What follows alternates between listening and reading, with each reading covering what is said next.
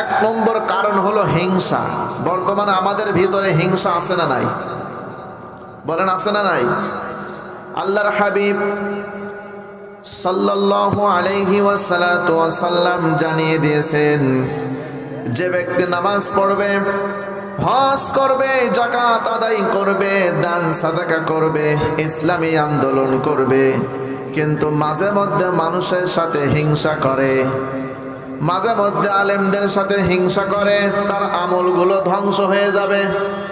আল্লাহর হাবিব সাল্লাল্লাহু আলাইহি ওয়াসাল্লাম জানিয়ে দিয়েছেন, আগুন যেমন কাঠকে ধ্বংস করে দেয়, ঠিক এই হিংসা করার কারণে মানুষের নেক আমলগুলো পুড়ে ছারখার হয়ে যায়। কথা বলেন।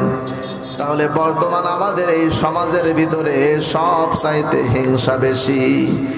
কেউ কারো সহ্যই আমরা করতে পারি না, ও যে আমার ভাই।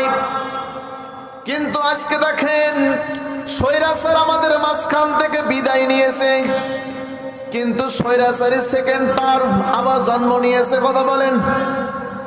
তাদের ভিতরে এত হিংসা, আজকে প্রতিহিংসা রাজনীতি ছড়ায়, এই দল ভালো না, ওই দল ভালো না। আজকে যদি বলা হয় যে এক দল খেয়ে পালিয়েছে আর এক দল খাওয়ার জন্য প্রস্তুত, অনেকের গায়ে আগুন ধরে যায়। কি চাচা? অনেকের গায়ে আগুন ধরে কি ধরে না? যেটা সত্য সেটা তো বলাই লাগবে। কথা বলেন।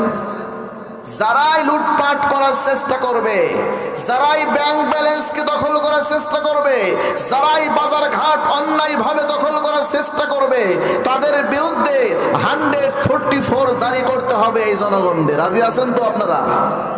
এই জনগণ তাদের বিপক্ষে দাঁড়াবে, অবস্থান নেবে। এই জনগণ আবার দুর্বার আন্দোলন গড়ে তুলে তাদের ক্ষমতার মসনদকে ভেঙে চুরে খান খান করবে। কথা বলেন ঠিক কিনা? তার কারণ হিংসা করে কোনো লাভ নাই। মিজানুর রহমান আজহারী সাহেব গত 3 জানুয়ারি যশোরের পুলের হাট আদ্দিন সাকিনা মেডিকেল কলেজ প্রাঙ্গণে 20 থেকে 25 লক্ষ মানুষের সমাগম। সেই জায়গায় তিনি প্রধান বক্তা, প্রধান আলোচক বলে। আলহামদুলিল্লাহ, ডক্টর মিজানুর রহমান আজহারী বাংলাদেশের গর্ব, বাংলাদেশের অহংকার। কথা বলেন ঠিক কিনা? 20 থেকে 25 লক্ষ লোক, কিছু মানুষের মাথার টনক নড়ে গেছে। কথা বলেন। তারা হিংসায় ছড়াছড়ি, এত লোক হবে, তিনি অমুক দলের মুখপাত্র, বিভিন্ন ধরনের কথা, এমনকি গালাগালিও করতেছে। কথা বলেন। হিংসা করে কোনো লাভ নাই। আল্লাহ রাব্বুল আমিন যাকে সম্মান দান করে, যাকে মর্যাদা দান করে, সেই মর্যাদার আসন থেকে কেউ ছিনিয়ে নিতে পারে না। কথা বলেন ঠিক কিনা? আর আসুন 2 নম্বর কথা বলে আমি শেষ করি। 2 নম্বর কারণ হলো, ন্যায়পরায়ণ শাসক ব্যক্তিদেরকে হত্যা যারা করবে, তাদের নেক আমলগুলো ধ্বংস করবেন কে? বলেন। ন্যায়পরায়ণ শাসক আমাদের এই জমিনে হত্যা হয়েছে কি হয়নি? ন্যায়পরায়ণ শাসক গোষ্ঠীরা ফাঁসির কাস্টে ঝুলেছে না? নিরপরাধ মানুষদেরকে জেলে পাঠিয়ে তাদেরকে হত্যা করেছো, আয়না ঘরে তাদেরকে বন্দী করেছো। কথা বলেন। যারা এই ধরনের কাজ করেছে, আজ যারা আগামীতে করবে, মহান আল্লাহর ঘোষণা, তাদের নেক আমল আমি আল্লাহ নিষ্ফল করে দিই, নষ্ট করে দিই। এই ঘোষণা কার? সূরা আল ইমরানের 21 এবং 22 নম্বর আয়াতে কারিমায় মহান আল্লাহ জানিয়েছেন, ইন্নাল্লাযীনা ইয়াকফুরুনা বিআয়াতিল্লাহি ওয়া ইয়াকতুলুনান নাবিয়্যিনা বিগাইরি হক্ক ওয়া ইয়াকতুলুনাল্লাযীনা ইয়া'মুরুনা বিল কিসতি মিনান নাস ফাবাশশিরহুম বিআযাবিন আলীম। أولئك الذين حبطت أعمالهم في الدنيا والآخرة وما لهم من ناصرين। এই ঘোষণাকার আল্লাহ বলে, যারা ন্যায় পরায়ণ শাসকদেরকে যারা হত্যা করে, যারা আয়না ঘরে এতদিন রেখেছিল, মানুষের উপরে জুলুম করে তাদেরকে হত্যা করেছে গোপনে।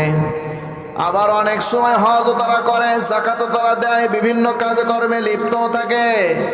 আমি রব্বুল আলামিন সিদ্ধান্ত নিয়েছি, উলাইকাল্লাযীনা হাবিতাত আমালুহুম, তাদের আমল, তাদের নেক কাজ, তাদের দান সাদাকা আমি আল্লাহ নিজ হাতে নিষ্ফল করে দিই এবং ধ্বংস করে দিই। কথা বলেন।